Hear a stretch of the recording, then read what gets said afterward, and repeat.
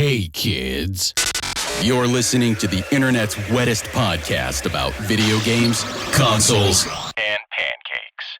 The SML Podcast. Prepare for the SML Podcast.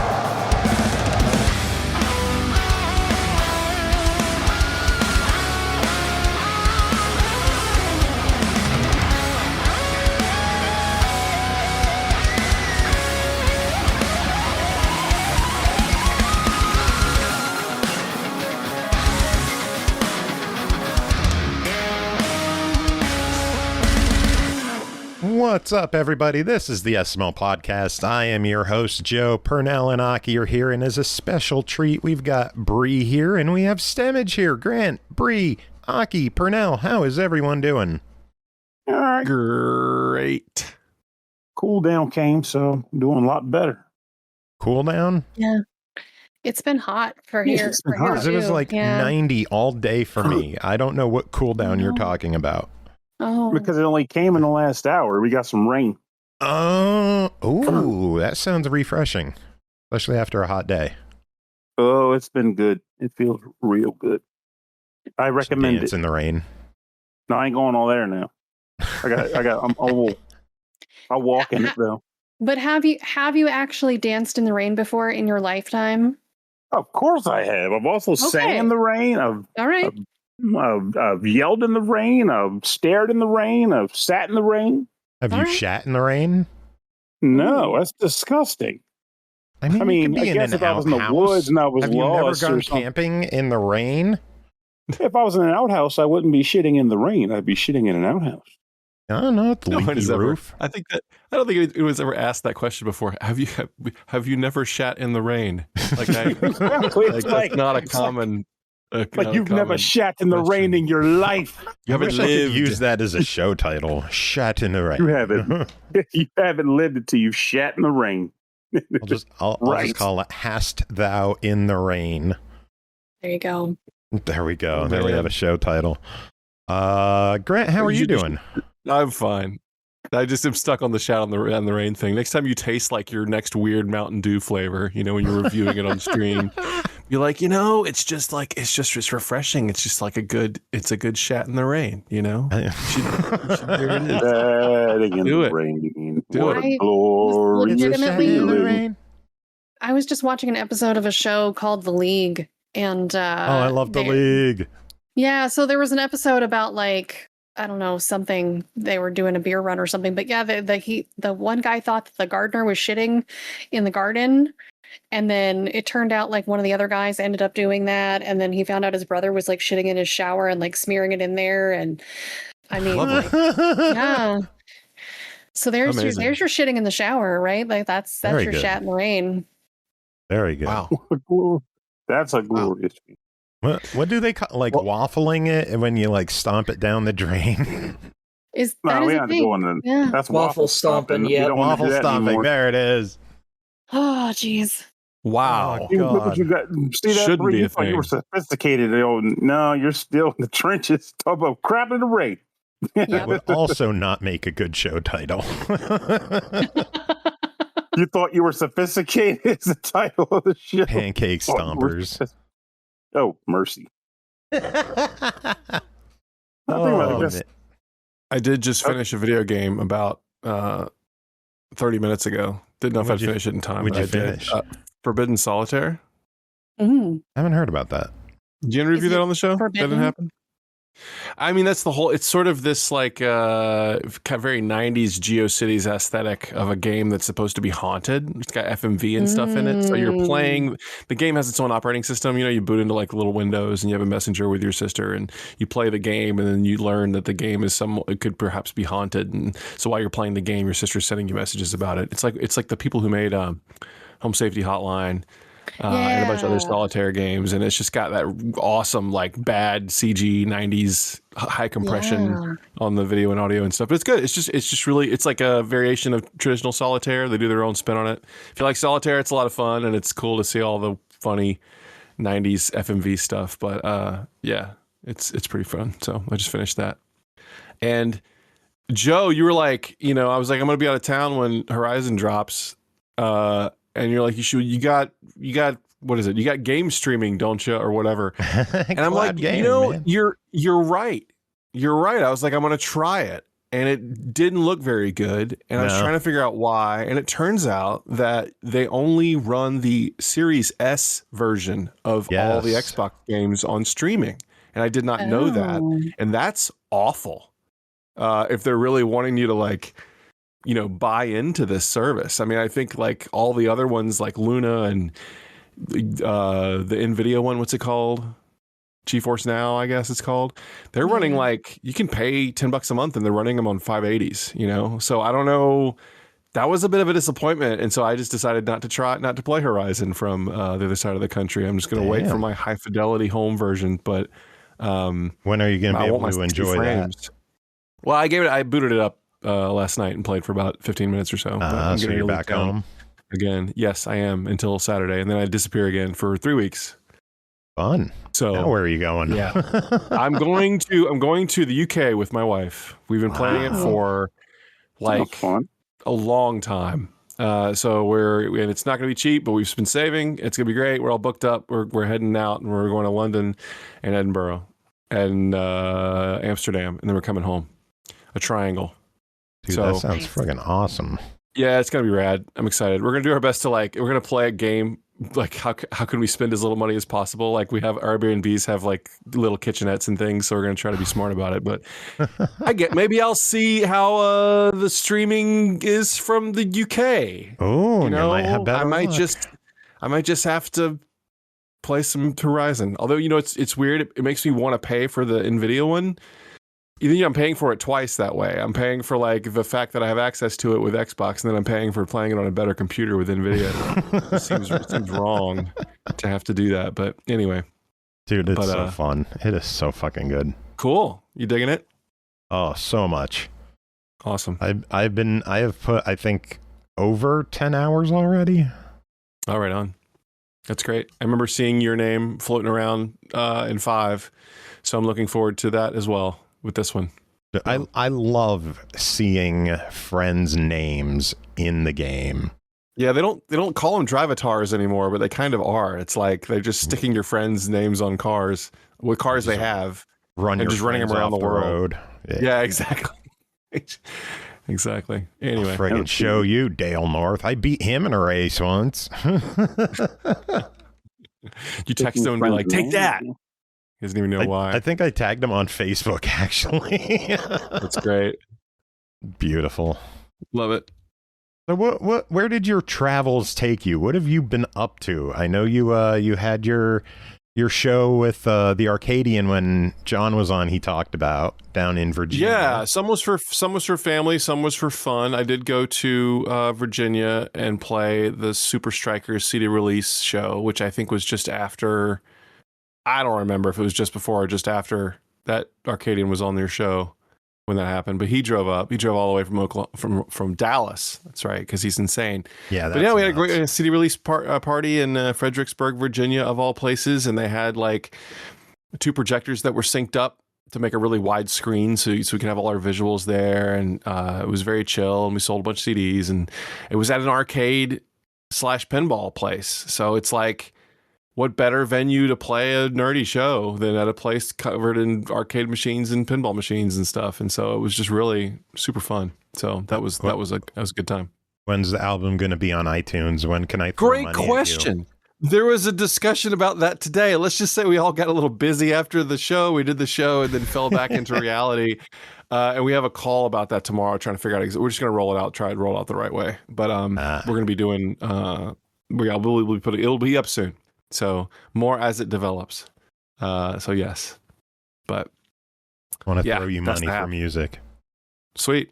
I will happily throw you music for money. Yay. There, Joe.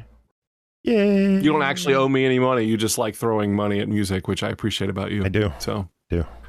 Mm-hmm. I like supporting bands that I enjoy. Like my iTunes library has been growing exponentially since I went back to iPhone after Windows Phone. Oh, sure. Yeah, that's where you're, because that's iTunes first stuff. time around with iPhones, I bought like a few dozen songs. It was just stuff that I couldn't find anywhere else. And I'm just like, I don't need, whatever. I don't like their DRM. I don't like their file types. I still hate their original file types. I don't know how to convert them away from, like, I don't even know what the hell the file is anymore. W4M, I don't know. There's numbers in it, I think. Yeah, I know what you're talking about.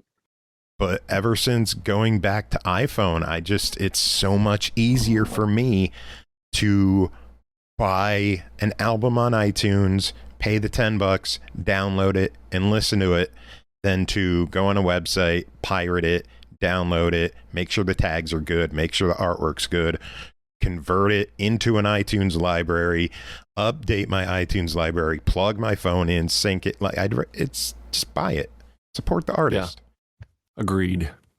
I'm with you. Indeed. Yep. And speaking of growing libraries, I'll just mention this real quick. I'm trying to this is my game. My game life has been weak, y'all. It's been weak. It's been bad. I have my life. I bought Pragmata, but I've only played it for 10 minutes. Replaced this sitting on the Xbox because I got the Game Pass, but I haven't tried it yet.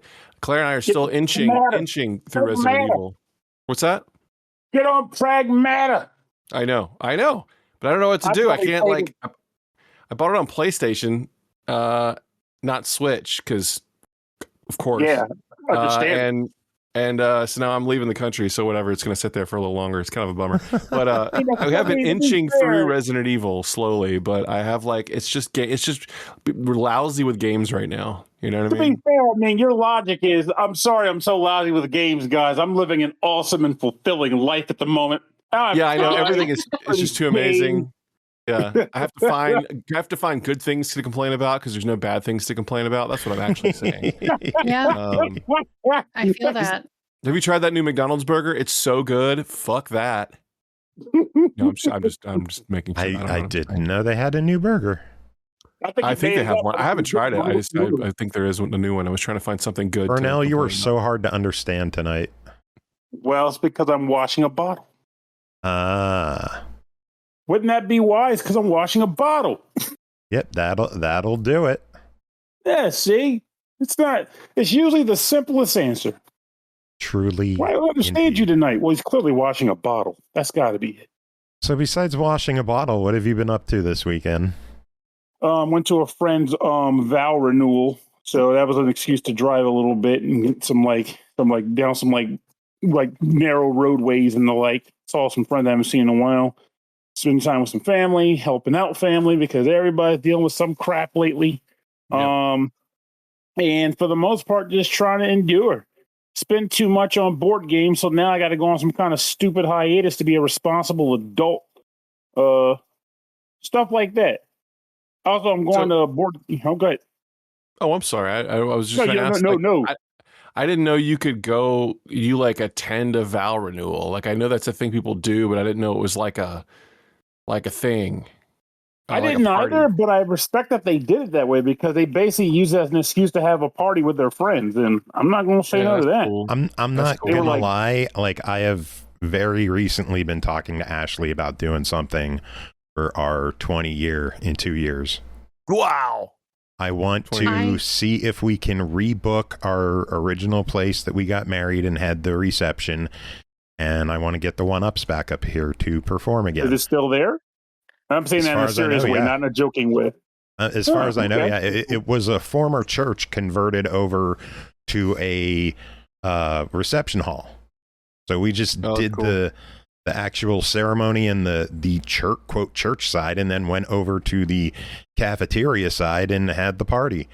I figure we could just redo the party. And since all my family is dead or hates me, I'll just replace them with friends like y'all. Yeah, invite me. What if I'm dead by then, Joe? Even you, Aki. What if? No, I'll only make that joke about myself. Don't count me into things. What did I do? What? You're going to a party. We'll see your face. You're coming to my party in 2 years. Unlikely, but okay. Now we know Like, he's I'm gonna there's be a really from honest. cool this show. game you can review in a Gunpla, but you have to come to the event to get the code. The idea of like doing vow renewal and all that like sounds great for other people to enjoy, but the idea of me having to run another party for that many people anytime soon, it sounds absolutely fucking awful. That's You just did that's why Well, I we're mean, doing the it for trick our is to- 20 year. Well, I mean, the trick is to keep it simple. I mean, they didn't. I mean, they I kept basically my wedding rented a very venue. simple, and it was still very complicated somehow. Wow. I'd be like, look, there's food on a grill. I paid a guy to cook them. Get your ass out here. That's Yeah. all. I'm done. I'm done. And that's why Yeah. I'm not married. Yeah. Because ain't no woman going to hear that and go, that sounds like a great idea for Just Oh do my that. god, can you imagine if I got like a dozen arcade machines brought in for this thing? Oh my gosh. No, I mean, I Arcade can imagine it machines, the because one-ups it's playing, doable. all of us partying. We could do a live podcast. Yeah. Fuck that. Party, get away from this shit. I don't want to work. I want to bang on my drums all day in Drum Mania. Indeed. You have a Drummania set up? I was joking. He was talking about getting arcade machines. Like, hey, go get a Drum Mania. I'll get a friggin' air hockey table. We'll get one of those. Yeah, Absolutely. buddy. You need to get one of those Pong machines that I played with Intri after our Jesus. wedding. I want to thing get a was so skee cool. ball lane brought in. Yeah, do it. Or for Grant, you gotta get some pinball machines. Oh man, I would love that. Grant, what pinball have you So- been playing lately? Bri, what pinball have you been playing lately? Yeah, I haven't been playing, but I did find a Deadpool in the wild for sale like 2 days ago. It was pretty cool. How much was it, by the way? You know, I don't know if I checked the price because I was How like, there's dare no you. way I could afford I know. I don't know. Let me look at the picture and see if there's a price tag on that. Nope, no price tag. Nothing. Nope. I bet it was like more than $40. Well, yeah, clearly. Yeah. Do you see I didn't even realize until I just looked at the picture. Apparently there was a wrestling console game, or not console game, but you know what I mean, a cabinet like next to it in the picture. I didn't even see what that was. Superstars, WW. Probably F back then. Yeah, Superstars. They had that for sale as well, apparently. What they have at your wedding? And wasn't there? Were they picking out a machine or something for something? For Did I me? make that up? Yeah. No, we went to a vintage arcade after the dinner. Yes. Okay. And so we did that, played a whole bunch of pinball, and sadly they put out the new Beetlejuice table right after I left. But I played the new Pokemon really? table. I played the Oh, new funny. Pokemon table. One of my wedding guests got the like high score on the Elton John machine. Cool. For the arcade there. So no, we had a good time at the arcade. That was super fun. Awesome. Nice. Yeah. I was in Boston and I did find one pin place. I'm putting a video in the Discord of it, but it's very small. It was it was called Pop's Pinball. And it was basically just a room that emptied into this kind of a outdoor mall kind of thing, like a mall that's like kind of curved and has like a center area where there's tables and chairs and stuff. But you just walk in, it's just quarter play. They had some 70s games and some more modern games, and it was just really, and they all worked. And no one was really there. It was very chill. So I did find a pin spot in my travels, which was fun. Nice. Are you going to look for I had some good arcades over in Europe? Yeah, I don't even know what's available over there. There's not a lot of like pinball specifically, but there might be some arcade stuff. I just have to see. So I'm on the hunt. This place did have a Popeye machine, which was really fun. It's a gigantic game. It's like a big wide body game, and there's a giant. What's the dude's name? Not Ludo. That's from Princess Bride. Wimpy? Ludo? Wimpy? Bluto. I thought you said Bluto. I thought you said not Bluto. No, the bad guy. Ludo is from. Isn't Labyrinth. Ludo from Princess Bride from Labyrinth? Yeah, from Labyrinth. That's Labyrinth. Ludo. That's Yeah. Ludo. Bluto is. Oh, you said not Ludo. I was like, I thought you said not Bluto. I was like, well, that has to be Wimpy. No. Well, it's a giant Bluto head in the middle of the machine, and you have to slam balls into. Anyway, it was pretty fun. So I got a kick out of playing Popeye for the first time. Nice. That's all I have to say about that. It's good stuff. I wanna visit our local arcade, which we now have again. There's one about 40 minutes away up at the Wyoming Valley Mall, the same mall you used to visit, Pernell. They just opened a brand new arcade. They have X-Men Pinball, Dr. Dude, Royal Rumble, Harley Davidson, a couple others. They have Mario Kart 2 there, Tetris, Maximum Force, Big Buck Hunter, a couple of Mortal Kombats. It's pretty nice to see an arcade in our area again. It has been a very long time. A mall, like a mall would resurrect one at this point. It's a miracle a mall's open, and they resurrected a decent arcade. That's good. Yeah, it's a really good looking one too. So I wanna get up there and check it out. You have a place called Bartari? Yeah, up in Scranton. I wanna get there too. That's in Scranton, gotcha. That's in Scranton, gotcha. Yeah, Wilkes-Barre's about 40 minutes from us. Scranton's about an hour. Gotcha. Yeah. Which I want to go there too. My sister's been there a bunch. She says it's a blast. Cool. I'm going to round one at this point. I'm grateful it's there, but it's about the same distance as your arcade is from you to get to it. But they have a popping machine now, which is all I want. It's expensive as shit, though. I don't know what they were thinking with that. Oh, they were thinking Pernell would pay it, so spend it, charge it. But how much do those go for? Well, the per player or machine? Both.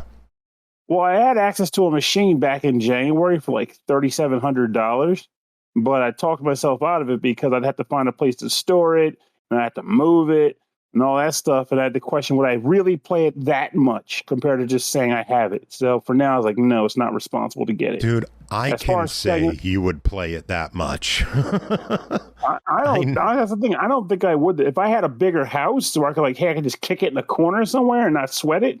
Oh, absolutely. But my current house, it would take up valuable real estate to be here. So, and I told myself, nah, don't do it right now. And the machine that they got at the arcade is so much nicer than the ones that were for sale that I feel like I would have seen that and wished I had that machine instead. It's easier to choose like option settings and stuff like that. It's just a way cooler machine. But I'm sure it also costs way more than $3,000 or $3,700. As for how much it costs to play the actual game.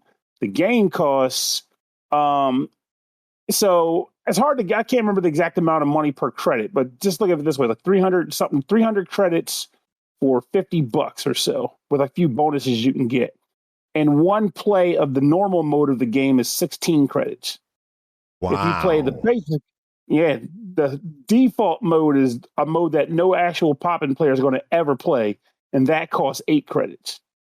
So if you're going to go there and play it, you really want to be able to do well on it because that's the way you're going to get the majority of the actual play out of it to justify even remotely how much they're charging you to use it. But otherwise, it's like, we'll see. But as every once in a while thing, I'm fine with paying it. But I hate that price is that much.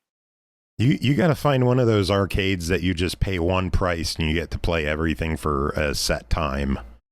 Oh, that would be great, but it definitely won't be that machine there. I can tell you that much. Apparently, it's a new machine that was made like more English friendly. If you feel like traveling to north a bit, the Lancaster area, the arcades, the one by Adam's house, there's 2 of them near there. Those are just go in, pay a price, get a wristband, and when it starts flashing, your time's up.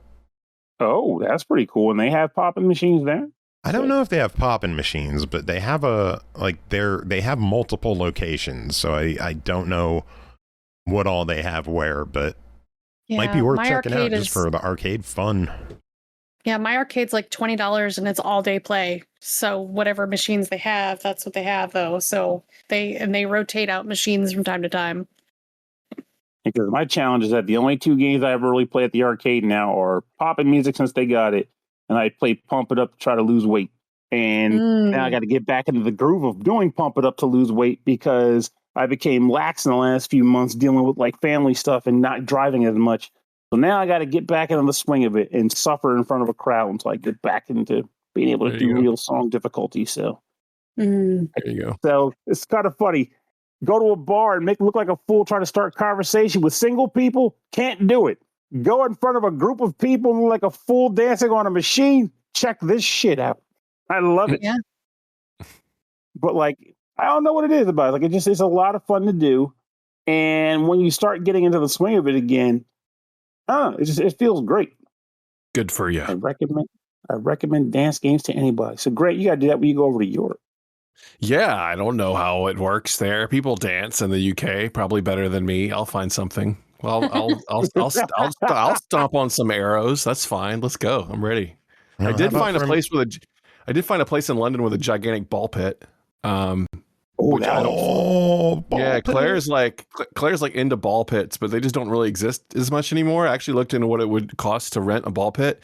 More than you might think, I guess, is the way to put it. But the only places that have that out here are like these little kind of Instagram friendly, pink pits in the boba shop. You know what I mean? Like they're just these tiny little ones just there for taking your own picture. But this one apparently is legit. So I will report back and let you know if we get any like weird British diseases from their ball pit. Very good. And from the UK to Dave K, we got Dave K joining us. Dave, how are you doing? Oh, hello. Hi, everyone. How was that? Everybody hear me okay? How was that shit? That wasn't bad. That was not bad. And I have to say, I too am also sick and tired of all these fucking hipster Instagram ball pits. People are afraid to talk about it, but it is a national scourge. I'm sick of it. They've ruined ball pitting for all of the sensible adults like myself who still enjoy it. Look, if I want to jump into what used to be a municipal pool that is now full of disgusting plastic balls, it will give me Legionnaire's disease. That is my business. I do not need it curated. Agreed. by a bunch of fucking aesthetes. I just remembered there was a thing, right? Like some like Twitch streamer jumped into one and landed on her butt and broke her back or something. Wasn't that a thing that happened? Oh yeah, that was a couple years ago. Like 5 or 6 years ago, 7 years. And so that kind of like, I think Was that at TwitchCon or was that It was at TwitchCon? TwitchCon. It wasn't. Yeah. So, just a bunch of turds ruin it for the rest of us. Is sorry about the bat girl, but you gotta know better. They had like those jousting podiums up, and she went to jump off it and land on her butt, not realizing that there was nearly zero padding. And that's she just the problem. jumped It wasn't a straight good onto ball her pit. ass Like and just like a wrecked normal herself. ball pit, you should be able to do that and be fine. But that ball pit was not to code, as they say. Yeah. Our one local amusement park, Knoebels Grove, used to have a ball pit. I don't know if they still do or not, but you're just. I would love to join the Baltimore City Municipal Ball Pit Commission, specifically so that we can help regulate the depth and volume of all these unregistered ball pits that are breaking people's tailbones. Yes. I love this. That's how I can give back to society after all that I've taken from it. I mean, at this point, this has to be done. Oh boy. Hell yeah. You could be called like ball pit to more. Ball pit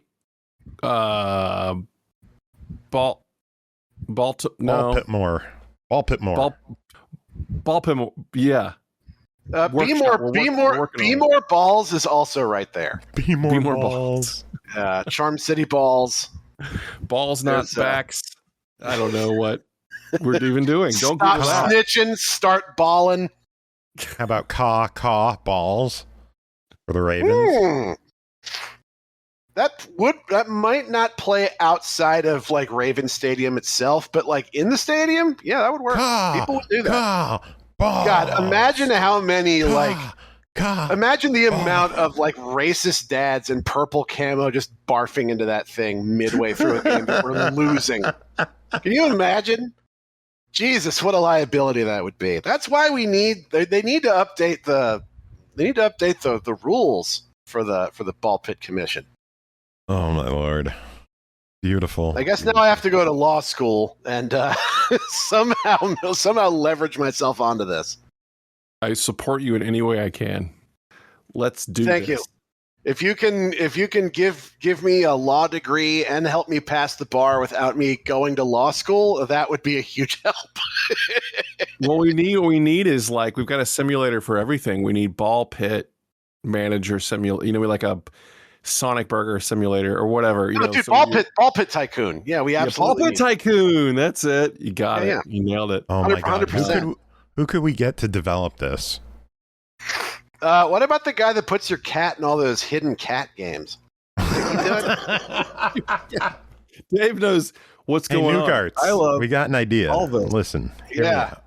You have to tap the pits to keep the balls full, otherwise people break their backs. So you got to keep it. You got to actively keep the balls going through the, or they get. You can make T-shirts that say "Tap the Pits." Oh my god! Yes. With like fake armpit stains on them. Yeah, we really need to go offline and have this discussion. People are going to steal all this. Yeah, please. If anyone is still listening to any of this, do not steal our idea. Oh man, I have another idea that I don't want people to steal. I thought of this earlier today. Remember Squeeze It? Yeah, I was just thinking about those. That candy syrup gel that it's in a toothpaste tube and you just squeeze it and lick the tip. Oh my god. Yeah, it fucked up my blood infused. sugar probably. THC infused Squeeze It. That's what we need. Honestly, that is a really good idea. Squeed. Hell yeah.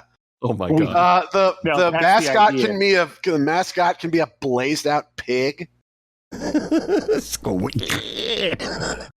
Just a pig smoking an enormous blunt with like X's for eyes. How do we patent this idea? Well, I mean, if we can get someone to like timestamp when you came up with it, that might hold up for copyright. Nah, you better get to a law firm post haste. Is anyone in this chat a public notary? 9:39 p.m. Tuesday, May 19th, 2026. What if you made the May little 19th. what if you made the dispensing tube look like an insulin pen? Oh, hell yeah. You know what I mean? It's just all the same. It's all related. It's not great. Fucking just put meat and insulin at this point. What is it really going to hurt? True. That's true. Like that's why infusion stuff exists. Like fuck making bacon mayonnaise or whatever. Let's put this to science that we could actually need. I'm okay with bacon mayonnaise. I mean, I am too, but like after I think we've hit like a literal saturation point with it. We need to expand. I've had bacon vodka, so yeah. Why? Dare I ask how it was? It was surprisingly not bad. I make habanero wine, so Wow. Yeah. Wow. So do you step on the peppers yourself, or No. okay? Throw it in with the grapes, you mean? Like Yeah. Oh no, it's just a giant wooden. It's this giant wooden vat full of habaneros, and a bunch of barefoot women are stepping on it. Yeah, no, I did learn, however, that I'm immune to capsaicin, but other people are not, and so I can't actually make it in the house ever again because it basically makes giant house full of mustard gas. Yeah, oh, nice. Fume up that place. Yeah, there you go. Yeah. You're immune to capsaicin. I just apparently am not bothered by it in the slightest. So I did not notice when, someone came in gagging when they came home from work. Like I had not noticed it the entire time. I eat like 9 million Scoville challenge foods and I'm like, okay, whatever. Yeah. You're a bird. Oh man, I gotta air out this habanero wine. Hey, why are there so many dead birds like landing around the house? Yeah. We need to get her on Hot Ones. Yeah. Seriously. Yeah. Put that bald son of a bitch through his paces. He's getting cocky. Jumping back to the vodka, the best vodka I ever had was the byproduct of gummy bears. We bought whipped cream vodka, filled a jar with gummy bears, and poured vodka in there. Let it sit for a few days, and we took it to MagFest. Wow. Green Apple Jolly Rancher is probably my favorite vodka concoction like that. But Yeah. that's not the end, though, because at the very, very end, where all the bears are gone, that little bit of vodka juice left, that is the nectar of the gods. Yeah. Exquisite. Cummy bear, we called it. Mm. Because it was just a mixture of everything naughty. That's a different hotel room. Yeah. Different beverage, too, if I understand it right. You're still drinking in your sweatpants, but like other than that, it's completely different. No parts of it are the same. Oh, man. I don't know if I've had any weird infusions. I went to a vodka bar one time in Denver, and it all tasted really weak. And I don't know if they actually, when you go to a vodka bar and they're giving you flights, if they actually do kind of water down stuff on purpose. Is that how that works? They'd probably have to, just for like liability reasons. That's what I figured. Yeah. So, but it just was, I don't know. It was strange. I need to have what y'all are having. Like, I've never known anyone to drink vodka for reasons that weren't like, I want to break laws and not be aware of it while I'm doing it. Like, I want to wake up naked driving a cop car in a state I don't live in. Like, well, you wouldn't be driving the car if you wake up unless you're driving unconscious, sleep driver. So I think some of the most creative drinking I have ever done has to be with the medieval organization. It's known as the SCA, the Society for Creative Anachronism, but it is I got friends in that. Yeah, jokingly also referred to as the Society for Creative Alcoholics. So that tracks. Yeah. Medieval parties are the best parties. Yeah, you go hard. That's for sure. Eating off stale bread plates, which you can then also eat. Hell yeah. Trenchers are badass. Regular, like, non-edible plates are for fucking chumps. Who needs paper? Those taste like shit. We also need utensils made out of the same stuff. Like, I want to take the last bite of my steak and then just eat the fork. You know what I mean? Like, I just I don't have anything left over at all. Dude, give me a bread fork.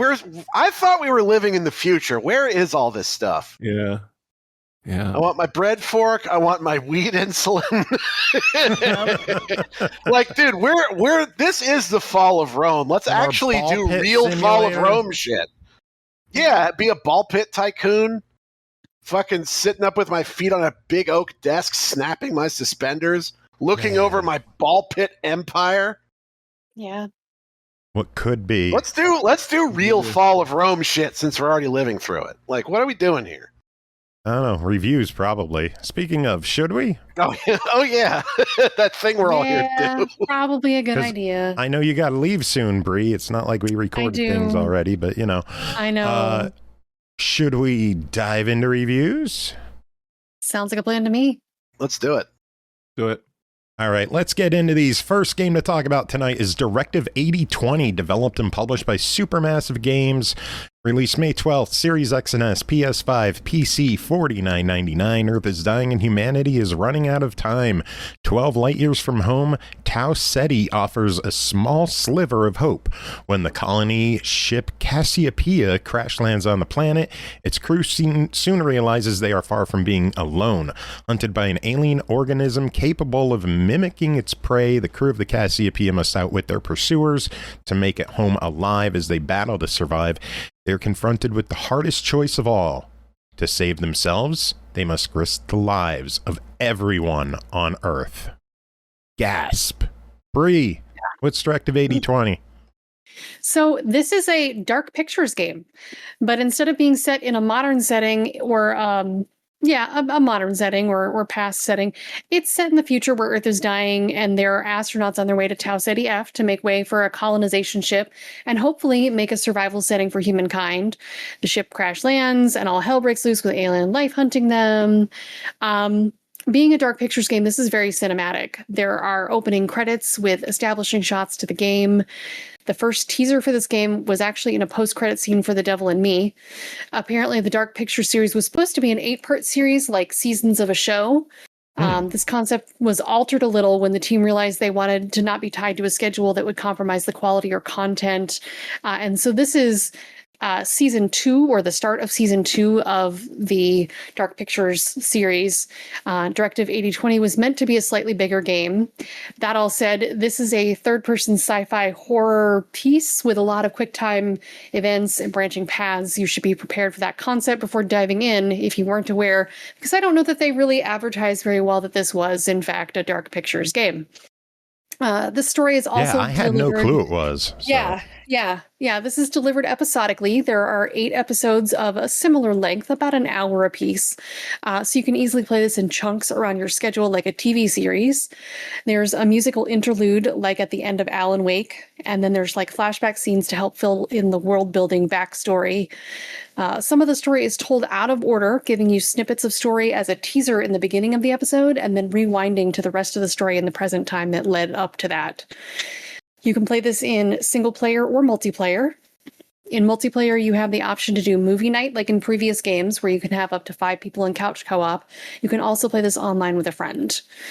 And then you can choose your difficulty as well. There is forgiving for those who want to just focus on the story, challenging, which involves defensive parries and critical button presses without warning, and lethal, which is fast and brutal presses. I don't know that I'm up for lethal anytime soon, but, for those people who are totally all about that, it's there for you. You can also do custom difficulty, where you can adjust quick time event warnings and difficulty and make the parry recharge instant to slow, and even change the color of your threat indicators. One more choice to make before you start, whether you have an Explorer or Survivor playstyle. Explorer allows you to use turning points to rewind and make different decisions, like reversing a character's death. I'll explain turning points a little bit more in a second. Survivor only allows turning points after you survive the ending, if you survive. If. Yeah. Dun, dun, dun. Yeah, there actually is a way to just like kill everybody and fail the game.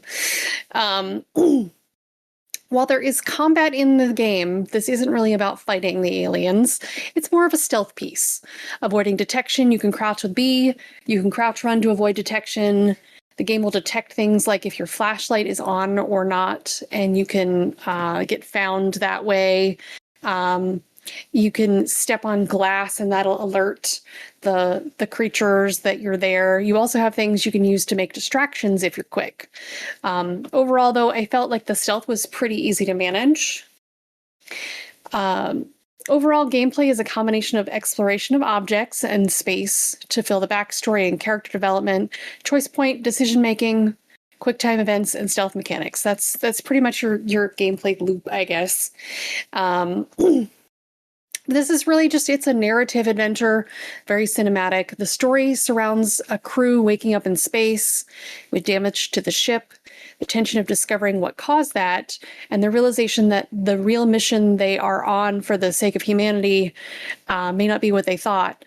Where the story shines to me is how the characters interact with each other and their suspicions about each other, and how the situations all play out. Like, I won't give away any spoilers, obviously, because this has twists and turns in the plot that I don't want to spoil.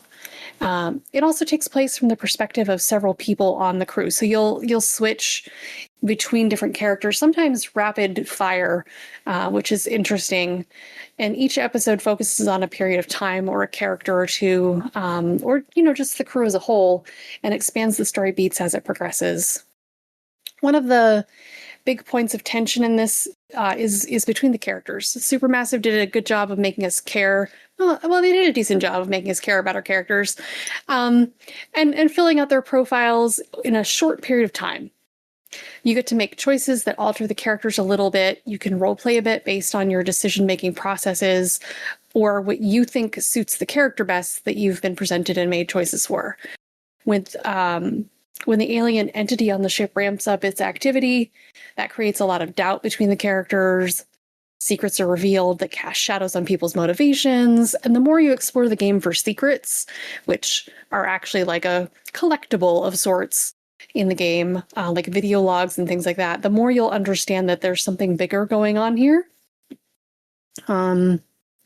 Another thing you'll be doing a lot of in this game is little puzzles to figure out like codes to doors, security locks, and things like that. So paying attention to your surroundings is a must. The more you explore, the more you'll get out of the story, really. There are a lot of useful settings in the game, from controller remapping to subtitles, closed captioning. There's a streamer mode to graphic settings for accessibility, like removing motion blur. There's a ton of accessibility features like QuickTime event hold to complete versus mashing. There's color settings and just a lot of good accessibility settings. Graphics are stylized realism. If you're familiar with Supermassive other games like The Quarry or Until Dawn or any of the Dark Picture games, you're going to be familiar with the style. The atmospheric vibe was done like spurring on tension and the like. The vibe was really good there. I think also the level design for the ship felt like it made sense. And anytime you're in an exploration setting, I like for it to make a certain amount of sense for the environment you're relying on so much to feel like the realistic character of its own. And given the ship has like an Oracle AI attached to it, like, you know, and just you're going to be running around the ship a lot, I felt like that was important. And I think they did a good job with it. Some of the detail work, like water droplets on glass or breath on glass, looked fantastic. Skin textures and hair were done exceptionally well. There were some absolutely stunning scenes with grotesqueries that I wish I could express better without giving away the plot. Fair. Yeah. Music was pretty good, but nothing really stood out to me as like a sparkling moment in the soundtrack or score. I recommend playing this with headphones. It was really weird to have a Portishead song, Roads, specifically in a game for 2 weeks in a row, while it was like Same song in both games? Yeah, it was in mixtape too. And while I love That's Portishead funny. and that song, it was like it felt out of place, even though it was really powerful in that moment. And it was weird too, because I had a stream up in the background that was playing mixtape, and I was like, oh, did I just get to that part? And I was like, nope, that's coming out of this screen. That's weird. So other songs at the end just felt like a good break from the awful things we just learned or experienced. If you enjoyed something like the Alien series of movies and games, you might like this. Other inspirations for this come from like Solaris, Event Horizon, Pandorum, Prometheus, general cosmic horror, and of course The Thing. So just like, I don't know, I just have notes here that are like, here's some other thoughts in no particular order. I like the turning point rewind feature. I think part of what made it harder to complete the other Dark Picture or Supermassive games was the time sink.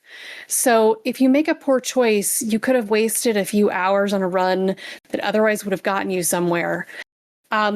So this, it's like a visual novel where you have certain choice points where you can kind of rewind and go back to and replay the story from there. If you see someone's death or you realize like, that was a dumb decision, you can just rewind. And that was like a newish feature to the series. So yeah, I appreciate the settings options for accessibility because sometimes I'm just not in the mood for a hard playthrough and just want to play the story. What kind of options did they have? Well, I already mentioned that earlier, just that there's like QuickTime button presses and things like that you can adjust I'm old how and they forgetful, work. so Yeah, it's okay. The stealth system is a little lacking when compared to stealth systems in other games. Like it was fairly rudimentary, but this is a new mechanic for a Dark Pictures game, so it worked fairly well, all things considered. Most of the acting performances were pretty solid. However, some of the acting, or more so the animations, seemed a little wooden at times. I don't know how else to explain that. Additionally, I felt like the audio sync was not always matched with the animations, and that took me out of the immersion a little. There's also a realism in that I could appreciate, like as far as the wooden. I don't know, just sometimes the characters just felt a little flat in their reactions to things, but that's also sometimes realistic when you're dealing with like the trauma of what just happened to me. So that could be a little bit writing, could be a little bit something else. some of the aspects of the game, like stealth, seemed a little repetitive and even predictable. If you're familiar with source inspirations, it was a little, oh yeah, this was a big one for me. It was a little weird not having the curator have a bigger role in the story like in the previous games. So if you're familiar with the Dark Picture anthology, you have the curator as this character who's like a narrator who kind of interferes, not really interferes, but he like shows you the consequences of things and that he's watching and whatever. And he is in the game, but it takes a lot of work to get him to show up. Or you have to be like really, really exploring, like explicitly, intensely to get this early on. I didn't see him until the final chapter. Wow.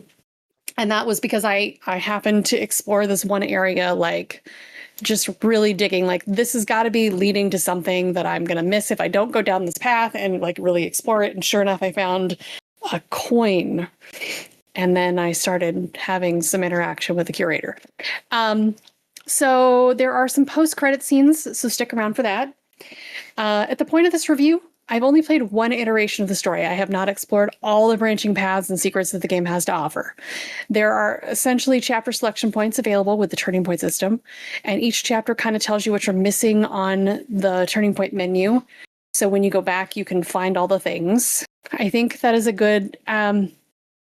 I think this is a good standalone game that people might enjoy even if they've not played any of the Dark Pictures games. That's a good thing.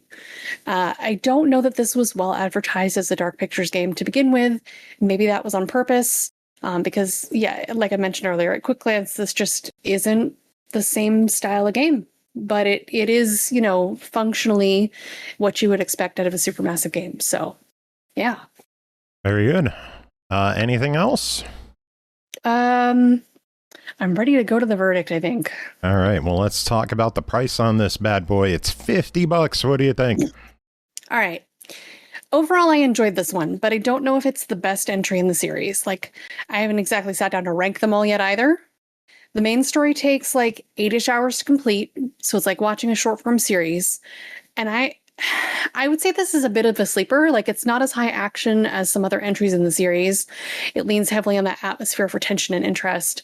If you can make it to chapter 6, like, it really picks up. So I'm going to give this a try it, leaning toward a buy it. Like, it's still making it to my favorite games of the year list so far. Yeah. I just think it's missing a little something to make it a standout buy it at that price, if that makes sense. Sounds good. Yeah, like maybe grab it on a sale or something. If you're a big fan of the Dark Picture series, like just pick it up because you're going to enjoy it. You already like the series, you already like Supermassive games, like just go for it when you can. Did you see the deluxe edition contents? I did not look that up. Tell me what it is. The deluxe edition, of course, contains digital art book and soundtrack, the usual. Ooh, It contains a Dark Pictures outfit pack. Mm-hmm. Where you could play as sleep technician Carter in Jason's outfit from House of Ashes, or science technician Anders in Julia from Man of Medan's driving trip outfit. There are all new collectibles in the game, figures from their previous titles, and there are cinematic filters, including black and white, 8mm style, and VHS. That is really cool. Like, I don't know that it's required to enjoy the game. If you're already a huge fan of the series, that sounds like something you might want to go for, because I could see some of those filters making some playthroughs really interesting, especially in the context of some of the inspirations that they had for the series. Like doing a black and white run through would be amazing. Oh my gosh. I would. Yeah. Well, if you want to pick that up, that is $10.99 on its own, or an extra $10 if you buy the deluxe edition. So there you be. All right. Well, I know you got a stream to do. Do you have any final words before we let you go? No. Nice. Bye, Bri. Bye. Let's keep going. Next game to talk about, Whirlight, No Time to Trip. Developed and published by imaginarylab, released May 14th on Steam for $19.99. In the heart of Varus Bay, a brilliant idea takes shape in the hands of an eccentric inventor and an eclectic artist. Follow Margaret and Hector in a point-and-click graphic adventure that will take you to the edge of space and time to help them avert imminent danger. Dave, tell us about your time with Whirlight, No Time to Trip. I will. Am I still getting wind on my end? Yeah, a little. Just a smidge. No, I held the fan up to my face because I'm an asshole. Hi, hello, gentle listener. No, just wait till I start eating. That's coming real soon. Hello, gentle listener, and welcome back to, as we are 46 minutes past the hour. Welcome back to SML, the Soil Moisture Level Podcast. Get in the dirt with us. So let's turn back the clock. Please, everyone, please. This is important. Let's turn back the clock 2 years to when I, a young and innocent child of God, played the demo for Whirlight No Time to Trip. It is a point-and-click adventure game. Yeah, it was 2020. It was July 2024. Damn, time fucking flies. I had to go back and listen to that episode to remember all the shit I said to see if any of it would be helpful writing this review. The voices of children at the time. Oh man, yeah, I was so Simpler young and days. idealistic then. Truly. Anyway, Whirlight No Time to Trip is a point-and-click adventure game where you start off playing Hector May, who is an inventor, because that's a job in video games, who wants revenge on his treacherous former assistant, Theodore, who stole one of his inventions via patent trolling and got rich off of it. You start the game by navigating one of Hector's weird surrealist dreams, in which he comes up with a new idea for an invention. And then once he wakes up, it's a gauntlet of puzzles and fetch quests to gather the materials. This new invention and its construction takes up a significant chunk of part one of this game. I will start off by saying that Whirlight plays to the band a little bit in its execution. The puzzles rely too much on what I call adventure game logic, and they often have too many unnecessary steps, which is fine. Look, for point-and-click veterans, it's fine. It's tedious for literally everyone else. Not everything needs to be a Rube Goldberg machine, you know? True. Mm-hmm. Although those are fun. They are fun, but not to play through over and over and over again. The plot for the game lacks focus. It could use a bit more signposting, even though there are a lot of literal signposts in the game that help you navigate the map. The game is set in, I think, the late 60s, early 70s, somewhere around there. It's also set in fake coastal California. Both of these choices are made without intention, which kind of bothered me a little. Like, you could set this game in any modern city, like in 2026, and little about it would change. Which is why, like, I had a lot of questions about why they made those aesthetic choices in the first place. I don't dislike them. I'll get into that more in a second, but more could have been done with the setting and time period, because it feels like those choices were made for a reason, but it's not apparent what they were, and they don't do enough with it. But that said, the setting does look really cool. Veris Bay, which is the fake California town that Hector lives in, looks like an old Spanish mission converted into a port town, and it has all that cool architecture in it. It is very funky and lived in a way that works well with Hector's casual, sure, I'm a loser, but it's 70 degrees every day kind of attitude. And some of the NPCs are pretty fun. The highlight so far is this homeless alcoholic you meet outside of a grappa bar who straight up talks like a Shakespearean buffoon. That guy is awesome. I wish we got way more of him in the game. He's really fun. You also get to defraud a child and terrorize a dog in this game. Oh, Jesus. Not in a way that hurts the dog. The dog good. does not, no harm comes to the dog, but it does fulfill the grand tradition of every point-and-click protagonist being a piece of shit somewhere deep down. And I will say, best of all, and this is a huge plus, and if the developer hears this, this is a sincere thank you on my part. I have not been thrown one circuit box rewiring puzzle yet. Wow. Now, granted, I have not beaten the game, which may call into question my readiness to review it, but that is not knowing what I'm doing has never stopped me before. I'm impressed the creative team held off for this long, not throwing any of that shit at me. Like, seriously, find you a man who loves you as much as point-and-click developers love circuit boxes and their rewiring. It is every fucking game they throw that at me. I cannot tell you how much I hate it. The fact that there has not been one so far, huge plus. I feel like recommending it full price for that reason alone.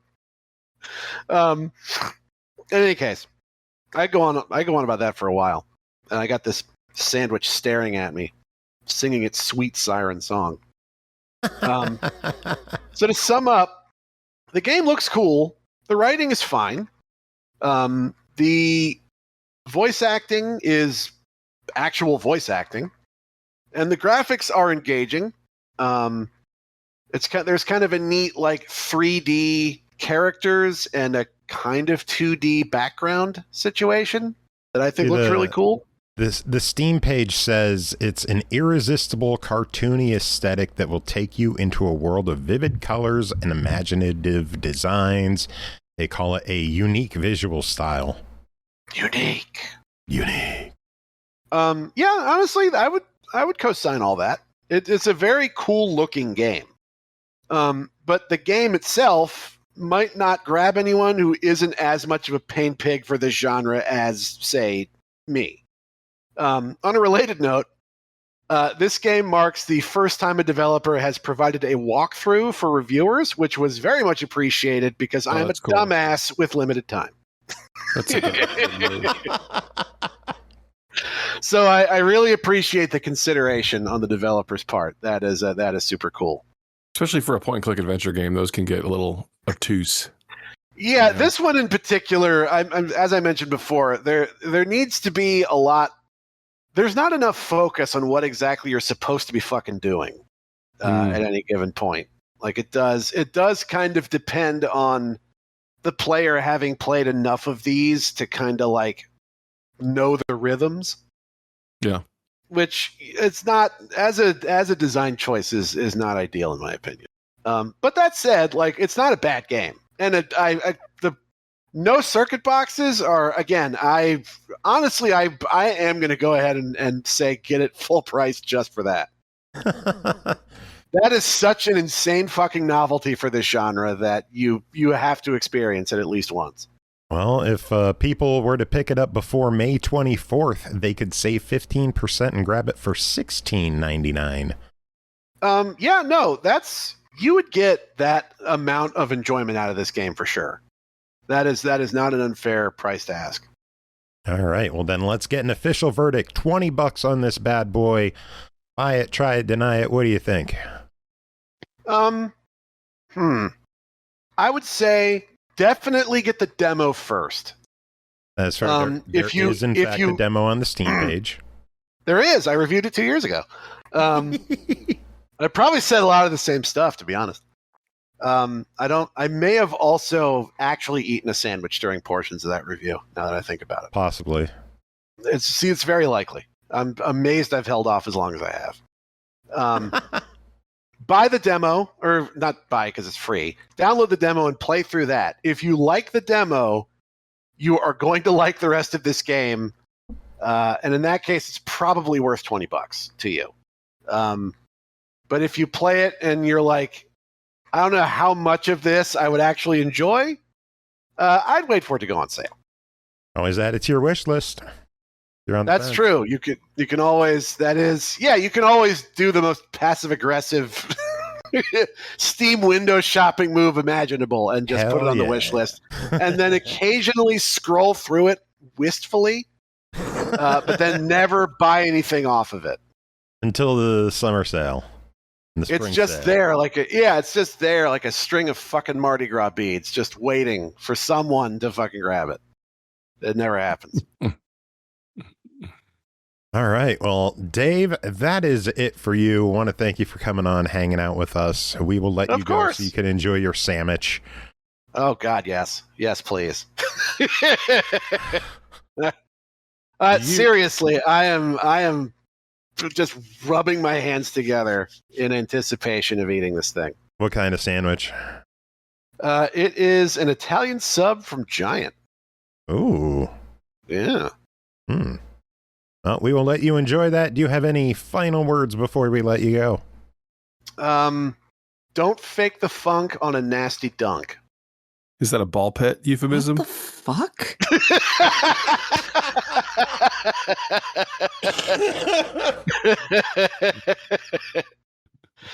Yeah, I'm going to end there. I'm not getting. I'm not getting a better reaction than that. I'm going to quit. Those are the two best reactions we could have gotten. Let's move on. Fantastic. Let's move on. All right, good night, y'all. See you later, Dave. Up next, the Crew Motorfest Ultimate Year 3 Edition, developed, published, provided to us for the purpose of this coverage by Ubisoft. The RC Frenzy update released May 6th on Xbox One, Series X and S, PS4, PS5, and PC for $9.99. The Year 3 Pass is available for $29.99. The Ultimate Year 3 Bundle is available for $119 and includes everything but the RC Pass, since that's a season pass, so you got to get those separate. Let the open world be transformed into a huge playground where anything becomes a racetrack dedicated to adrenaline-fueled remote-controlled cars, supported by snappy handling and over-the-top physics. Grant, what is going on in both Year 3 and the RC Frenzy update? Well, every year, Motorfest adds some crazy new thing. They're adding things all the time. They're adding new islands. They're adding all different modes. But this time they are adding RC cars. Now, we've played RC games before. There's tons of different flavors. There's teeny tiny cars. There's middle-sized cars. These are more like go-karts. If you pull your RC car up next to a regular car in this game, it's about go-kart sized. You could probably ride on one of these things if you had to, but you don't. They're piloted by little cute robot things with googly eyes, and they, strangely enough, you can drive these in first-person view, which I find hilarious. So they don't occupy their own class. RC cars aren't like it's the RC category. There are ones that fall into the street tier classification. There's a rally raid RC car, so you can just race these like you can regular cars. These things go about 160 when they're all hopped up. So like they're smoking. They're not teeny tiny little cars. They are fully functional, wild, almost Rocket League like vehicles that have been stuck into the Motorfest universe, and it's really fascinating. You can put your camera pretty far up in the air so you can really kind of see your surroundings. And there's a freaking jump button. You can preload a jump and then jump. And you are literally jumping over one-story houses with these cars. Geez. I mean, it's kind of insane. You can ride on the water as long as you keep your speed up.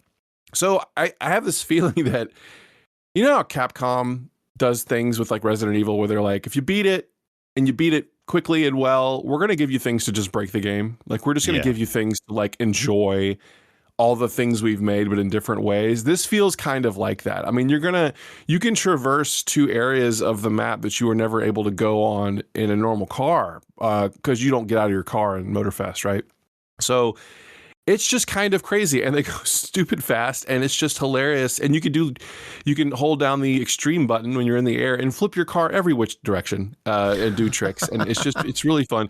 It comes with a playlist of 10 different levels, and they're all very different. There's one that's sort of like a roller coaster. There's one that is like a top down view, kind of like you're playing Super Sprint in the arcade. You know, kind of like Super Off Road or something like that. Just a static top down view. All the playlist tracks are very cool. I think there's four RC cars total that you can do, and then they have like there's different challenges and new. Every time they add one of these things, they add to sort of the photo opportunities and the sort of out in the world challenges and things like that. So they beefed up the list with RC specific stuff, but they're just kind of hilarious. I enjoyed the last year they put out I can't remember what the pass was, the mode was called, but it was kind of like the Cops and Robbers mode, like the Chase HQ mode, where you get like a souped up cop car, and you go and you smash cars, knocking them off the road. That was really fun. But this is just a new way to play the game entirely. Like they've built brand new islands that are basically like roller coasters anyway. So driving these things around in there is like really wild. It's the opposite of Forza Horizon in terms of like leaning. If you're leaning sim at all with Motorfest, this is the wild opposite of that. So that's the RC stuff. And then part of the year 3 pass gets you like all of the cars they will release over the next year for free without you having to fight for them or buy them. The one thing about the Motorfest that's different than Horizon is that you really do have to work for your cars. You need to spend your hard-earned money on it. It doesn't feel predatory. It doesn't feel like there's a lot that you're just not going to get unless you spend money. But unlike the fire hose of cars from Horizon, which I understand is a bit less than 6, but they do make you work still for them. Like just a lot, just a shower of cars. Just a lot. Well, it was maybe laugh at Horizon 3. Especially with the premium edition where you get the X. Oh my God! I didn't get the premium. See, someone had told me that what they did to get it early was they bought the premium and then they went in Steam and you can turn off individual DLCs to load with the game, and they turned off the premium to load the game like a more vanilla version of the game. They just wanted to play it early. So they didn't bother with that stuff, but because I guess that's what was happening is they were just getting showered with cars too soon. But that can happen. It made me laugh whenever I picked one of the 3 cars, and they're like, "Well, the other ones are there too, just so you know." Like you're not gonna have to buy them later. Garage. They're already in. You're good. It's just which one do you want to drive right now? And I'm like, okay, this is definitely Forza. Little different here. So they try to make it worth buying a bunch of cars up front for the year. I will say that it's fun, and you get all kinds of different fitted packs and stuff for your vehicles, customization things. So if you're into just staying up with everything the game has to offer, you can pay $30 for a year to get everything that they release. You're not competing in the summits. You're not spending any money. You can save for other weird cars, and you just get everything. There is also the RC bundle by itself, which is $10, I think. And then you're going to need to help me with this, Joe, because I thought the ultimate year 3 edition of the pack has the year 3 pass with it, which includes RC cars. So you're saying if I buy like the ultimate edition of Motorfest, I don't get the RC cars? It's weird because the RC cars are treated like a season pass. Okay. And they're not technically DLC. It's okay, weird in how they're being treated, but from what I could see, they're not included in the year 3 pass or the ultimate edition.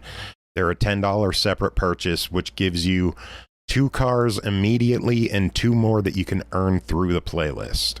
Right, which you unlock as you play the playlist.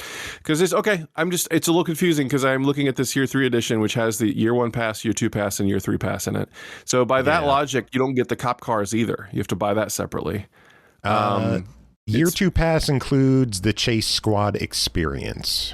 Okay, so year 3 pass doesn't include the RC?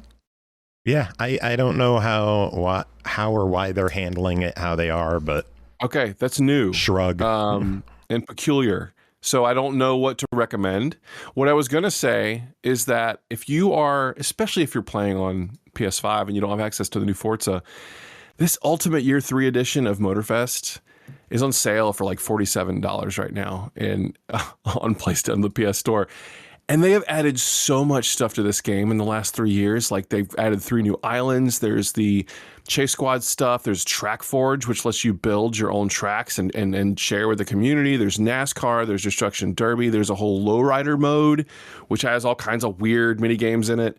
There's over 700 cars in this game now, which is insane. So if you're looking for a deal on a good car game, which in my opinion has a lot, it's offering things I don't think any car game, some stuff it's offering no car game has done.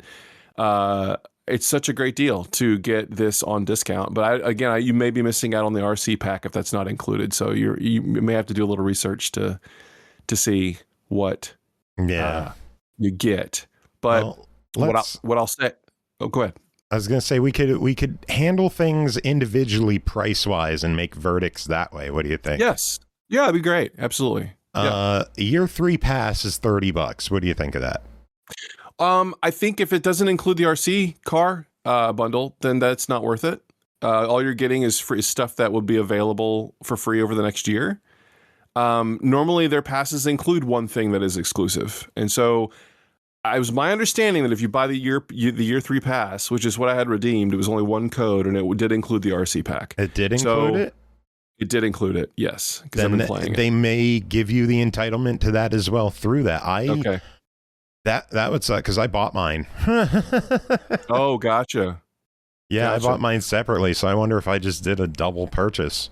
Maybe I don't know. Oh man, but again, it's confusing how this is handled. Like under the year 3 edition, it says that includes the year 3 pass, the fitted jungle pack, the rainbow pack, year 1, year 2 pass, Xbox One and Series X versions of the game. It doesn't mention the RC pack. Gotcha. Okay. I don't know 100%. Like, yeah, we should. Yeah, so people pay some attention, I guess. But Ubisoft, I'll say if you listen to this, reply back. Let me know exactly like what's what. We'll for things. Sure. I think even if you were to get the ultimate, you didn't have Motorfest and you dove in and got the ultimate year 3 edition for $47 on PS5 and bought the RC car stuff on top because that completes the package for under $60. It's just the biggest car game you may have ever purchased in your life. There's so much stuff in here. I love it. I continue to play it on the regular. I love the new islands. I love the Track Forge.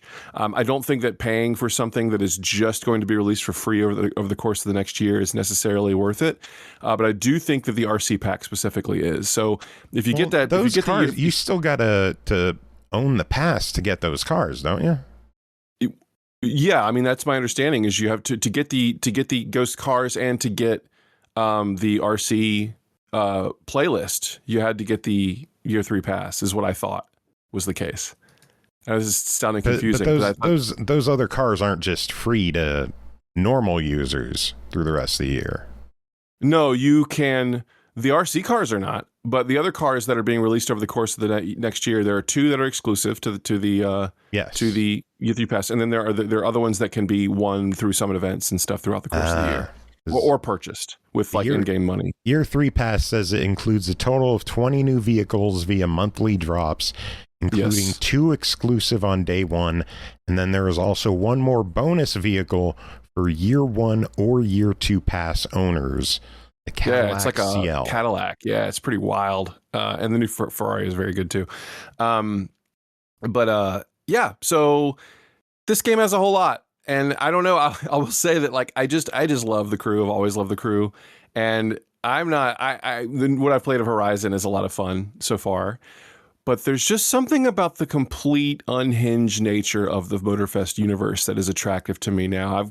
I have gotten a little used to riding an RC car on the ocean, then turning into an airplane, driving over a volcano, turning into a dirt bike and falling into it is like pretty neat. But it does can't do that in Forza. No, you can't. It does. And Forza leans more on the sim side of controls. You really gotta watch out gotta work hard to not feel like you're on ice. But it's a different game. But I'm just saying that like people who can't get Forza right now, the Motorfest is a fantastic option for sure. And it's on the RC sale stuff frequently. Is super fun. So it is on sale very frequently, and so are the packs as well. So, yep. Oh, very good. Your official verdict on the $10 RC pack. The $10 RC pack is a buy.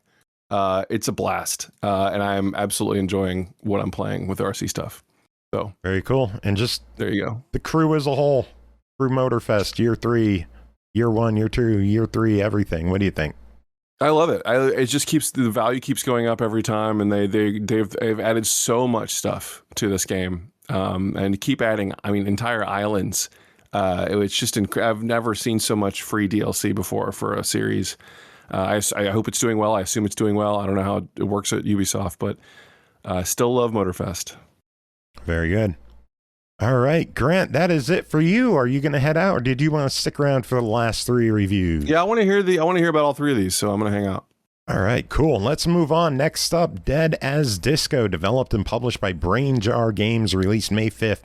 Steam Early Access for $24.99. Martial arts meets music video in Dead as Disco, a neon-drenched beat-em-up where every punch, kick, and combo syncs to the music. Join Charlie Disco on a quest to confront the villainous idols and reunite the band. Pernell, what is Dead as Disco? So Dead as Disco features you, as you already mentioned, Charlie Disco, who comes back from the dead by way of apparently selling his soul for one night to get a chance to learn who killed him, being aided, and by aided I mean literally just a mouthpiece, by a disco ball skull who communicates with him. This is an early access game, so what I described may well be not the final model product, but spoiler, I like the game even now. You can deliberate on the price all you want, but as a game itself, it's already pretty fun. But the idea behind this is similar to games like, say, like Stretch Panic from back in the day. It is a boss rush of sorts where you are in a club that acts as your hub. And I'll describe other stuff there later. It's not a ton of things, but I'll describe those later. But for the most part, you go to the level select and you can choose between one of 4 different bosses that are available at the current state. All of these bosses represent former members of Charlie's band who he wants to convert because apparently there's an overarching villain named Harmony who now has them all working for him. Not understand none of it. Don't care, though. So you choose one of these characters, and that takes you to pretty much that boss's arena. A bit of a dialogue exchange occurs, and the battle begins. As music starts to blare over the speakers, you are tasked with beating down enemies and eventually, potentially, the boss as well. Everything happens free flow except for when attacks are actually triggered. So you have a base combo where you hit the attack button to punch. When you do, the game kind of does that weird thing where it just kind of fills you into the beat so you don't feel like you're off beat by any means or whatever. You always feel like you're punching to a rhythm, which is freaking awesome. Occasionally, you might see a prompt show up in the form of like a yellow button, or the Y button rather, which indicates that an enemy is about to attack you, and if you time your attack properly, you can counter it. So there's a counter button, which is the Y button when that shows up. You press it, you grab the guy, you do a bit of a deflection attack, and you kind of stun them a little bit. Potentially, you might luck out. They might go into a stagger, which means then you can press the B button, which is telegraphed on the screen, and you can do additional damage to them, potentially even killing them. Other times, you might see A pop up, or a green indicator, which is indicating that the enemy is about to attack you, and you have to dodge it. Yeah, you probably might get lucky and be able to just run out of the way, but why the hell would you do that? This is a rhythm game. So you want to tap the A button, preferably to the beat. And there are visual cues for all this, by the way. So if you're rhythmically declined, this is not a thing that will prevent you from enjoying this game. But you hit the button to that when you see the button prompt show up, preferably on the perfect beat, and you'll dodge out of the way, and then you can resume your beatdown combo. Playing all these things in proper succession, we'll see a beat combo go up, which will likely gain you more fans. I'll talk about them later. So eventually, you might go through a series of steps in this scenario, and then the battle stage will change a bit. You might get a bit of a dialogue, and the scenery will change, and now you might have new enemy types or new hazards on the screen. Maybe even the boss might want to pop in for a visit, do some damage to you, and try to fight back against you. And the watch, rinse, repeat concept is the same there. Though things I did not mention right off the cuff, though, is that as you're beating guys up, you are charging 2 meters. 1 meter is one that allows you to trigger special attacks that are linked to the R trigger button, which you hold down and then choose one of the face buttons so long as you have something equipped to it. And you can do the special attacks there. There's also a takedown attack, which is represented by a skull. And when that's filled up, you can press the Y and B button together to do a pretty decent attack. Usually good for decreasing the boss's stagger meter. So definitely want to hold that for those guys, unless you're fighting a particular jerkbag sub boss that the boss might summon. Some of the bosses do summon sub bosses to fight against you.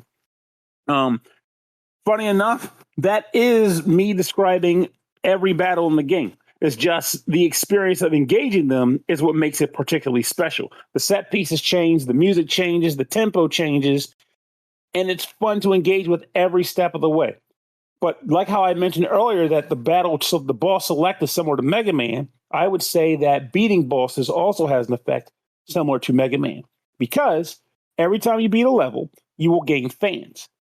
Fans are this game's version of currency for upgrading 2 things. One, upgrading the main hub that you're in. You can purchase like paint jobs for the halls and stuff like that. You can purchase new furniture and other things which will jazz up the space, opening up more dialogue options for the bosses that you defeat, which then show up in the club as residents there. you can eventually unlock challenge mode. So you can do like special boss challenge to fight like multiple balls at the same time, or like enemy patterns or whatever. The other thing you can spend this currency on is to upgrade your skill tree. And at the start, you only have a skill tree for beat Quan Do. But every time you beat a boss, you'll unlock that boss's skill tree as well, which will include abilities, sometimes attacks that are unique to how that boss performed. It might be a new attack that hit to the special meter. It might be something cool regarding how you engage with basic combat, which, by the way, I would recommend you fight Dex first, because he gets a really cool ability to let you throw your drumstick at a guy and then teleport to the drumstick and continue your beatdown unabated by time. It's glorious. Hockey, make sure you don't miss that unique that he said.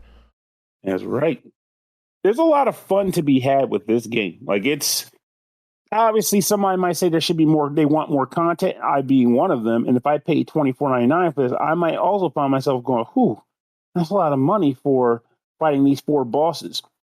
Now, don't get me wrong, there's also like a sort of free play / challenge mode here where you can run through a good chunk of different songs and set them up in the game to run while doing this like battle mode or whatnot. So you can play around with the other songs that are in the game too. There's a total about 30 or so, some licensed, some not.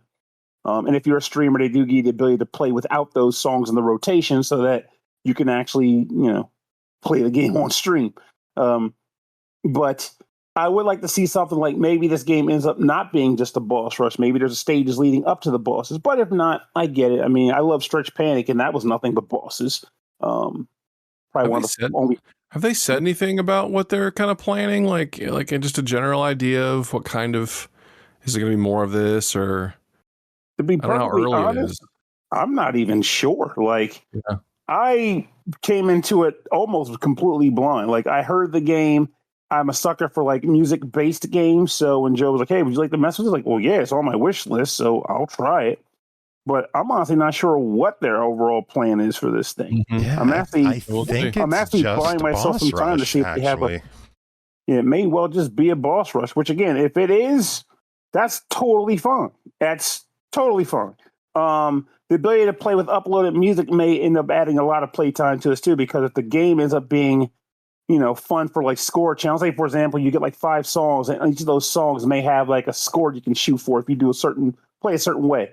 And then everybody can say, well, if you play this song, see if you can beat the score or whatever. Or it might just be a thing you choose to do. Because again, worth noting is just the fact that beating people up to a rhythm is a lot of freaking fun. I'm wagering someone has to have done this before, not including Hi-Fi Rush, which I definitely know did it. Do you remember the game Kickbeat?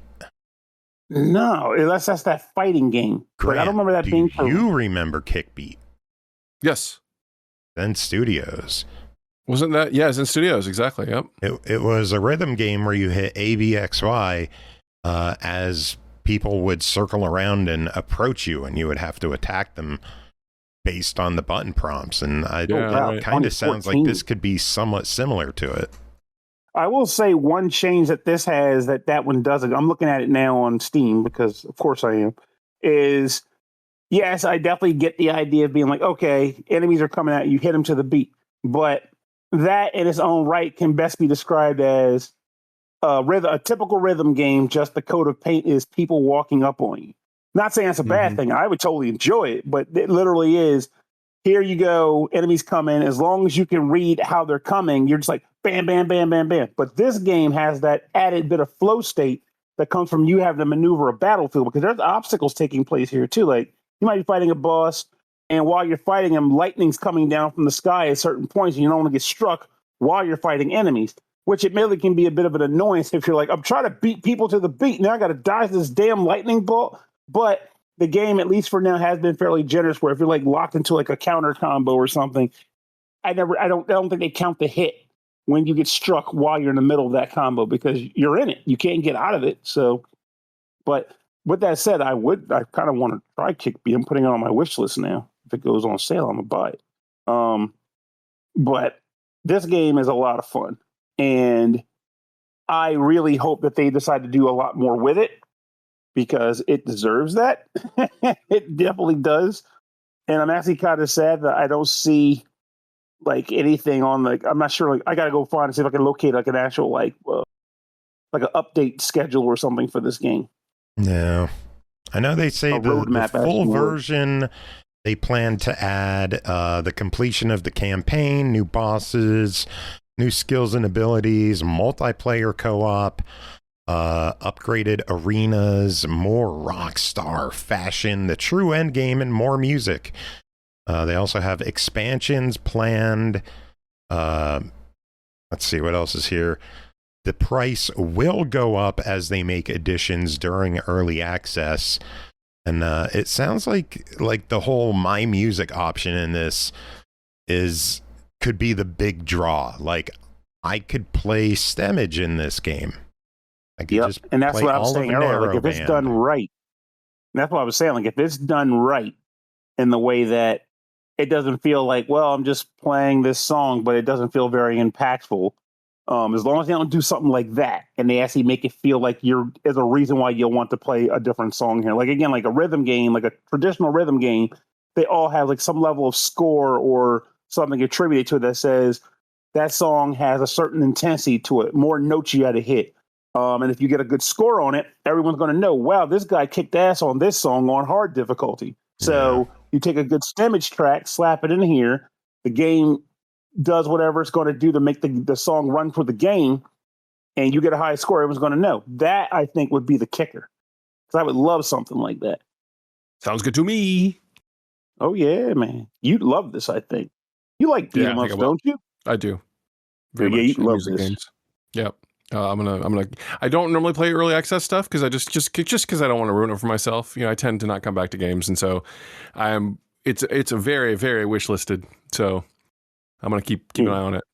It's a good mindset to have. I've had 2 Steam early access games that just don't finish, but I feel like when a game has a roadmap already established and stuff, sure, I'm more likely to see a final product, so I'm comfortable with those. Yeah. All right, $25. Oh, official verdict. Buy the shit out of this game. It is a lot of fun. And frankly, like I said, I could be either here nor there on the monetary cost, but I feel like in general, I had enough fun just playing this version. If it stopped now, I could say I had a fun game here. I just wish they did more with it. So there you go. It's already good. And they're sitting at overwhelmingly positive for reviews. It's deserved. So. It's deserved. It's very well deserved. Now all they have to do is get Stemage in the game. There you go. Oh, that would be cool. That'd be cool. Hey, devs, if you're listening, this guy Stemage that we know, Grant, you heard of him, right? Yep, he's okay. He's really good. Pretty good. I heard he's a very elusive guy, but when you get in touch with him, he's hard to track down. I don't know. Elusive. With that said, though, it's kind of weird that I've never seen Stemage and Grant in the same room at the same time. It's crazy. That's weird. That's crazy. It's absolutely insane. Also, I heard you go Yusef, and God, yes, that guy. I probably feel like he probably seems like a fraud friend because I'm like, that's my boy. I've had maybe 2 chats in my life with him, but I don't care. He's a drumming ace. He probably one of the greatest musicians on the planet, and it's incredible to watch him. The first time I saw him play was he was like working with another artist up in Philly, like Animal Style or something like that. Yeah. And the expressions he was making while he was drumming sold me. I was like, this dude is amazing. He's really good and he's extremely expressive. What's not to like? I'm sold. It's true. Good stuff. All right, let's move on. Right. Up next, Sledding game, developed and published by the Sledding Corporation. It released April 30th as Xbox Play Anywhere and PC for $7.99. Sledding game is a multiplayer snow sports hangout game with proximity chat. Go sledding, relax, and see what else there is to do. There's also ragdoll physics, so the crashes look terrible, really, really good. Aki, what's Sledding game? Okay. Besides adorable as hell. Yeah. In this, you play as a frog until you unlock other skins, and then you can be other things. I think right now I have a bear and a penguin also unlocked. And I know there's a fox and a different type of bear also unlockable. And I think there's like another 6 or so more on top of that. So yay. And yeah, you're just chillaxing and hanging out at a ski resort, more or less. You can exit it and jump on to a sled. You start off with just like a tin can, trash can tin lid, and you make money by doing tricks while you're sledding. So if you go off a slope, you can do flips and spins and stuff, and getting better landings also gets you more coins. Or you can wreck. Yeah, you can wreck. Yeah, there's that too. I do that a lot. There's also, if you gather enough speed, you also get some coins as well. And you use those coins to turn around and buy new customization stuff for your character. So new hats, goggles, necklaces, things like that. Or also buying new sleds and power-ups that you can set down. Be it like, oh, here's a wall just so you don't slam off the area you're trying to go through, or here's a boost so you can go a little faster, so you can make that glorious thing called money, and stuff like that. Stuff is kind of expensive. I think yesterday I spent a good chunk of the day after me, or was it yesterday or was it the day before? Whatever. Me and Joe played for a while together, and then I played on my own for a couple hours after that, and I bought 2 items that cost like $80K a piece that were just sleds. Oh, wow. Yeah, and those weren't the cheapest sleds, but they definitely weren't the most expensive. The next one I want to get is like $500K. Jeez. Yeah, and it's still not the most expensive bitch in there. You can. You mentioned we played online. We got to mention this quick right off the bat. I could not get my microphone working on PC. Yeah, I never tried. It works on Discord. It works in OBS. It works on everything else I need it to. It would not work in game. It detected my mic. Like, it knew it was there, but no sound would come through, and I couldn't figure it out. Yeah. But when you're in with other people, there are some games, more or less, that y'all can play. You can throw snowballs at each other, which is kind of fun. There's even a little arena. Yeah. There's also an arena that you can go into that is a snowball fight arena, basically. There are races. You can do those single or against other people, and it does get you money. That's a way I was farming money after we played, actually. There's also the way you unlock the different different character skins requires 2 or 3 people, because all of them are basically, oh, hey, you found this statue out in the wild somewhere, somewhat-ish, kinda, sorta, sometimes close by are 3 nifty little targets that you have to hit with snowballs, which are really hard to throw, by the way. They're incredibly hard to figure out where they're going to land and so on and so forth, because I nailed you that one time pretty easily. From a distance, too. That was... Yeah, I walked into the bitch, but... That was good. Oh, first shot. Yeah. But the rest of them were horrible, but that first one, damn. Yeah. So, yeah, you have to actually hit these 3 targets, and it's within a very limited period of time. And once you hit all 3, you unlock the skin that's attached to it by walking up to the statue, I believe, and just grabbing it.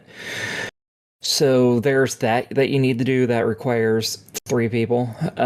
And there's lots of the achievements are for doing things with other people, like sitting on a bench for 10 or 20 minutes or whatever with someone else. Or, hey, you ran someone over with your sled because that's funny.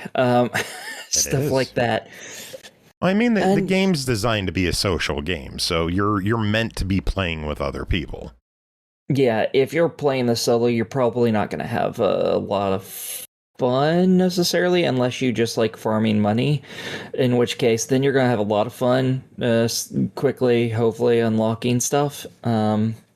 I don't have the patience to do it for too long until I can set up automated shit. So, meh. But yeah, if you and your friends aren't going to get this together, I don't know how much fun you're going to end up having unless you really like interacting with strangers, in which hopefully you'll be able to interact with people. Yeah, hopefully. When I couldn't get the mic working, like we were in a public game and people were just coming in and they were trying to help me, and everyone seems super welcoming and friendly. So I think if you just open up a game and leave it public, you might make some new friends in this. That's cool. Honestly, I think that might be the case as well, because I've been looking around after we were finished playing together, and there was a fairly decently sized community that had been playing together and stuff, just playing the demo for untold, ungodly amounts of hours. So there is already it's not a huge community, mind you, but there's already a community that seems like they're rather attached to this game from the demo, and they're in here playing it with people. So this isn't one of those games where I'm like, I don't know if it'll be any good because I don't know if anyone's going to ever show up for the game, which is something that happens for every multiplayer game. This has a base already. It's not a huge base, but it has a base, and that's a rarity. You never see stuff like that. That's really cool. Yeah. I think a big thing that helps it is the price tag, because a lot of games are coming out now $20, $25, $30. This is $8, and there's a lot to do in this game.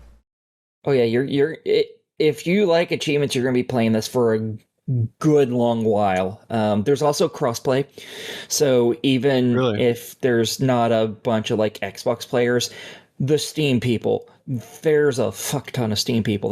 Those are all the people that I was like, there's a small community already that they're Steam players, and they are forever on there. And I would imagine, given the success of the game so far, that the Sledding Corporation is likely looking into other platforms as well. So hopefully, I would imagine seeing this on anything. By the way, this is a solo dev named Max. Oh, I thought it was just a small team. I didn't realize it was one single person. Holy shit. Hi, I'm Max. Sledding game is my first video game. My first ever video game. I've been sharing my dev progress online since the start. Follow him on socials. That's great.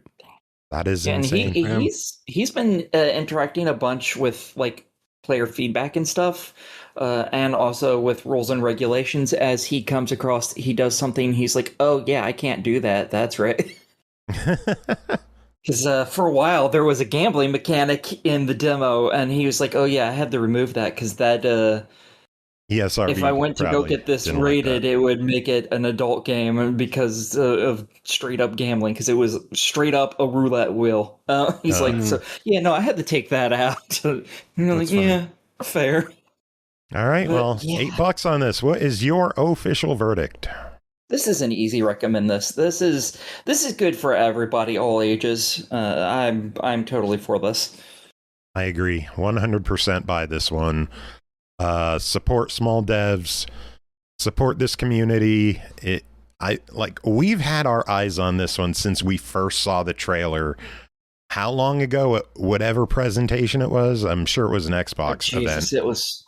It was a while ago. We were interested in this since the first second we saw it, and it's just fun. So buy it. Awesome. One final game to talk about tonight, that is called Rock Quest, a rhythm adventure developed and published by Goblin Dreams. It released May 1st on Steam for $14.99. Dive into a story-rich rhythm adventure where battles play out as real-time musical showdowns. Lead your punk rock band through a retro-inspired New Orleans teeming with danger and mystery. Pernell, another music game this week. What's going on in Rock Quest? So, Rock Quest involves you playing as 4 band members who kind of start out in their house in New Orleans.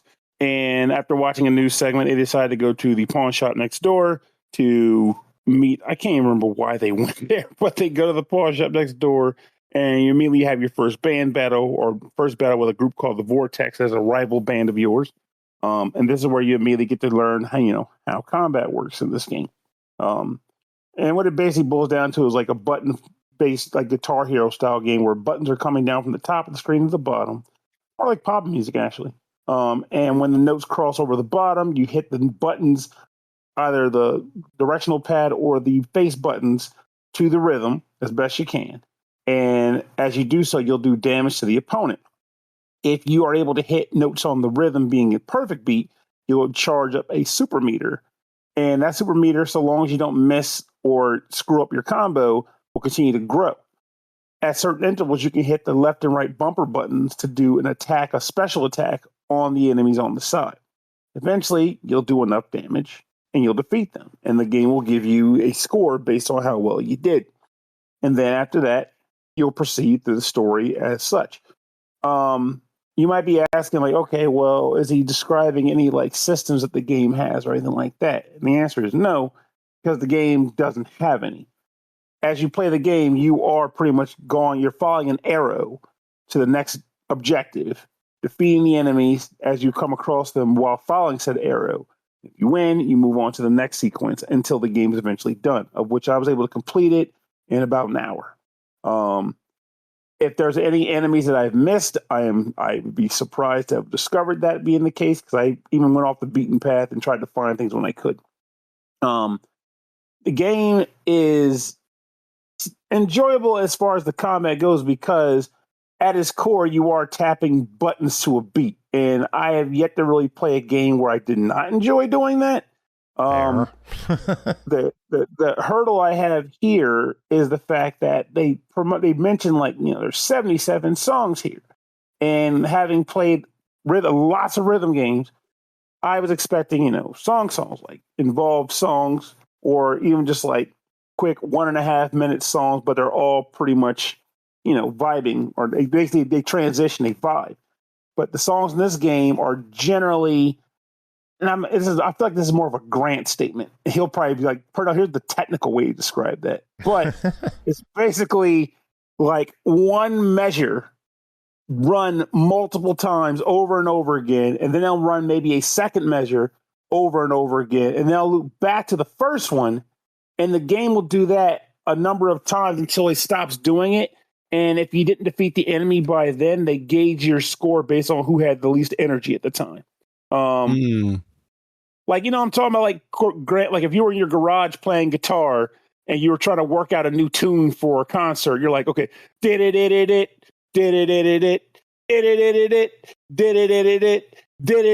you just keep doing that. Yep. And then you switch to